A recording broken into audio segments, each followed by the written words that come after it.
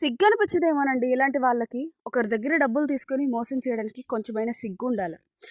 ఎందుకు ఉన్నట్టుండి తిడుతున్నాను అనుకుంటున్నారా? అవునండి. మన దగ్గర ఇప్పుడు ప్రోడక్ట్ తీసుకున్న ప్రతి ఒక్కరు ఆన్‌లైన్ పేమెంట్ మన మీద నమ్మకం పెట్టే ఆన్‌లైన్ పేమెంట్ వేస్తున్నారు. మన ప్రోడక్ట్‌ని తీసుకొని యూజ్ చేసి మంచి ఫీడ్‌బ్యాక్ కూడా ఇస్తున్నారు.